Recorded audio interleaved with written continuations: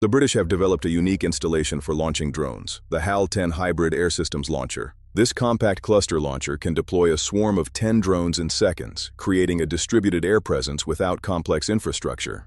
This compact cluster launcher can deploy a swarm of 10 drones in seconds, creating a distributed air presence without complex infrastructure. Designed by ISS Aerospace, the modular 5x2 cassette operates in extreme environments from -32 to +45 degrees Celsius. Designed by ISS Aerospace, the modular 5x2 cassette operates in extreme environments from -32 to +45 degrees Celsius. Each WASP drone features a 45-kilometer range and 30-minute endurance, transitioning from rocket launch to precision multi-rotor flight. Equipped with EO/IR sensors, these units support semi-autonomous coordination, monitoring multiple sectors simultaneously to overload enemy defenses. The system replaces expensive single assets with low-cost, resilient units, ensuring mission continuity even if individual drones are lost. This represents a fundamental shift toward swarm-based warfare, where speed, scalability, and adaptability are the new ultimate advantages.